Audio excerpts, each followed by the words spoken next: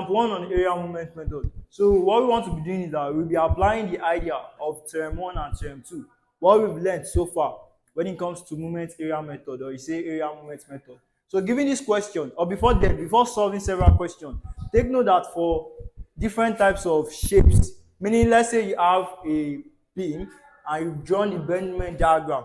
Let's say this is your bending diagram. This bending diagram, this is the shape for this bending diagram, right? You already know that by theorem 1. Theorem 1 is just saying that, say you want to calculate the slope, identify your shape, then obtain the area to get the slope, right? So let's say this is your area. Let's say this is your shape. How do you get the slope? Use the area of this shape, which is 1/2 base times height. What if this is your bending moment? How do you get the slope? Use the area of this shape, which is 1/3 times base times height. What if this is your shape? How do you get the slope? Use the area of this shape, meaning 2/3 times base times height, right? Also recall that when we did centroid in applied mechanics, each shape has 2 centroid, right? Let's say this is A, this is B. The centroid with respect to A is different from that of what? B. So meaning for A, let's say the centroid with respect to A for these figures or for these shapes, they are denoted as what? C1. Then that of B, they are denoted as what? C2. Meaning for C1, the value of centroid for C1, or the formula for C1, these are the formulas. Then these are also the formula for what? C2. So what this means is that, let's say this is your bending moment. This becomes the formula to calculate the area, which is your slope. This is your centroid, which is C1, and this is your centroid, which is C2, depending on the point.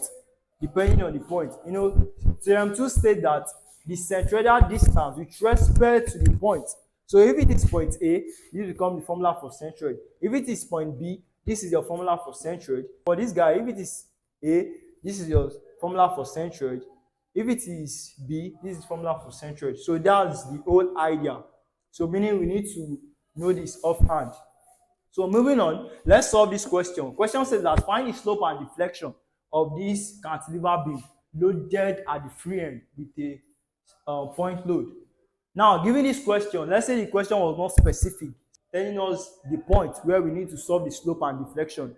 From the knowledge of cantilever beam, I did know that at the fixed end, neither slope nor deflection will occur. True or false?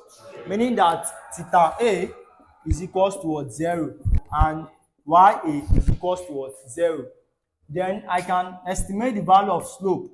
I can estimate the value of slope and deflection at the free end, which is theta B and YB, right? So we are just applying the basic understanding that we have. But mind you, the question will be specific. It will be stated that calculate the value of slope at this point, calculate the value of deflection at each point, right? So meaning this is the first thing we need to know. Then the next step, I said, given a question, you want to solve a question, just apply the principle. The first principle or the first step is that make the relationship between the tangents of this point. Make the what? Relationship between the tangents of these points. And I also said that we already know that, let's say we want to calculate the slope at B, right? We want to calculate the slope at B. To calculate the slope at B, you must reference it to the point where you already know the what? Where you already know the what? Slope. So your first step is what? Make the relationship between what? The tangent. Make the relationship between the tangent of this point and locate the what? Angle. So how do we do that? Let's draw the elastic curve of this beam.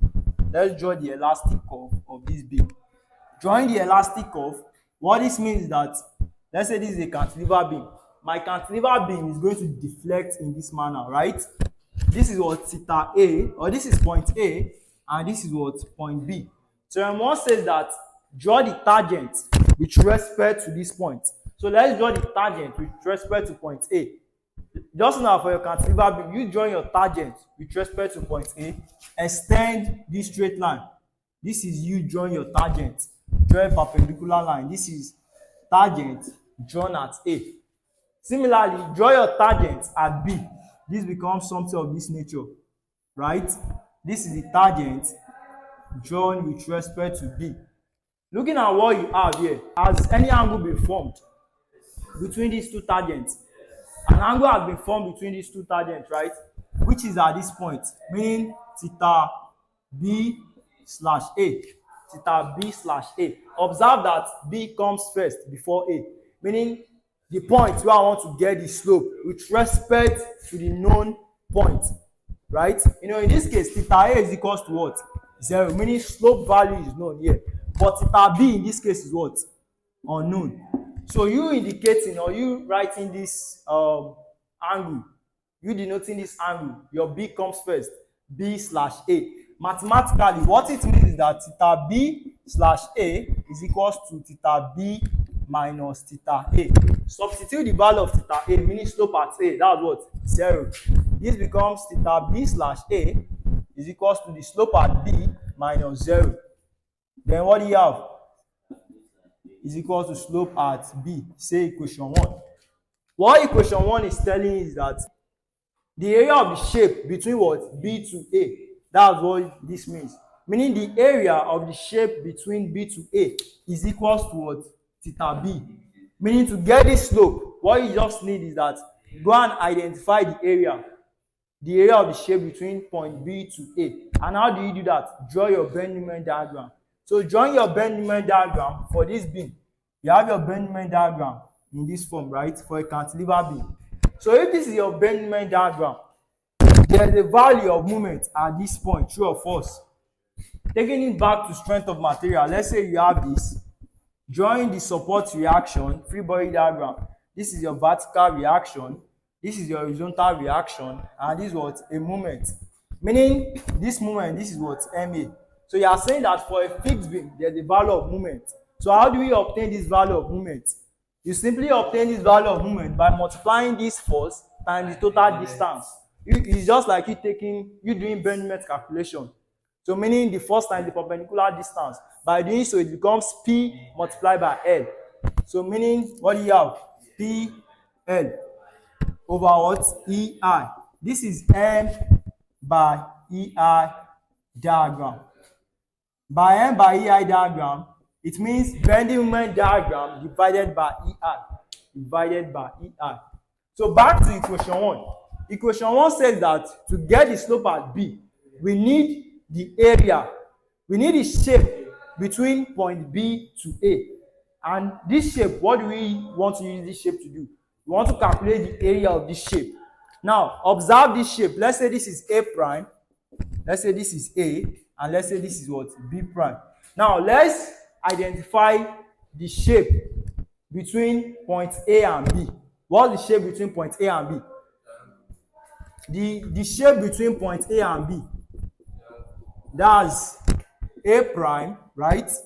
B and A. And this is what? What shape is this? This is a right angle triangle. This is a right angle triangle. So by right angle triangle, what's the area of right angle triangle?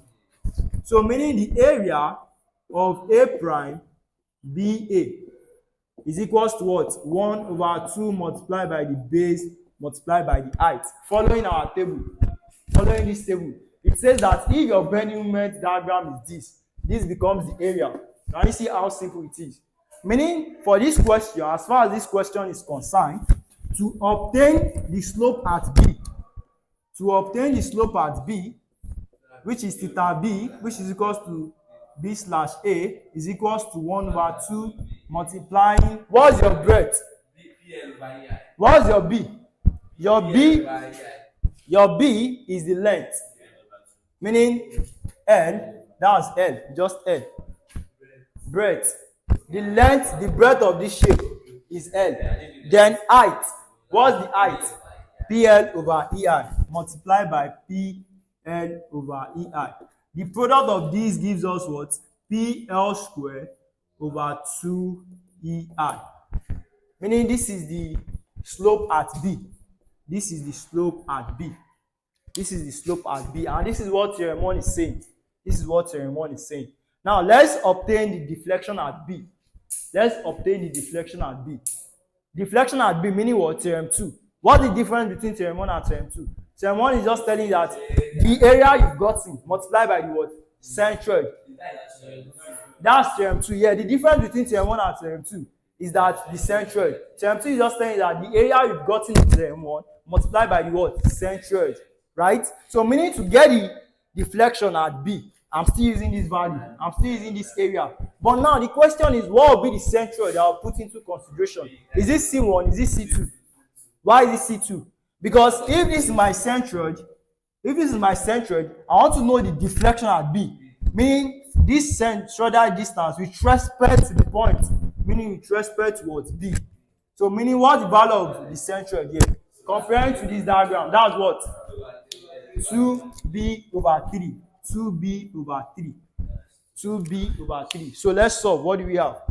The deflection at B, which is equals to the area multiplied by centroid. By area, we've gotten that from theorem 1, which is what? PL square over 2ER. Now, what's my centroid? 2b over L. Solving for 2b over L, it implies what? Solving for 2b over 3, it implies 2L over 3. Therefore, YB becomes what? PL square over 2EI multiplied by 2L over 3. Observe that 2 cancel out. You are left with what? PL cubed over 3EI. Meaning this is the value for the deflection at B for a cantilever beam loaded with a point load at the free end. This is the value of slope at B, and this is the value of deflection at B for a cantilever beam loaded with this type of load. Mind you, these values takes negative. Don't forget that your bending moment is hugging in nature. By hugging meaning what? Negative. So ordinarily this should have been negative. So this is negative and this is what? Negative. Can you see how interesting the theorem is? It's just you understanding theorem 1 and theorem 2, then you are good to go. So the next example, which should be example 2, we are going to have a cantilever beam loaded with both UDL and a point load.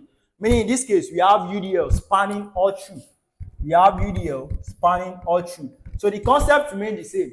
The same way we solve for this point load, we are now going to solve for UDL. You assume that in this case, you have UDL. What this means that you are going to take it separately. Case 1, when it is loaded with just this point load. Case 2, when it is loaded with just this your UDL. So to get the overall slope and deflection at B, it becomes theta B becomes the slope due to what? UDL plus the slope due to what? Point load. Similarly, for your deflection, it means what? The deflection due to UDL plus the deflection due to point load. Yeah, there will be a force here. There will be a value. Let's say W kilonewton per meter. Yeah, your bending moment then becomes WL square over 8. But you see how we solve this, giving a related question.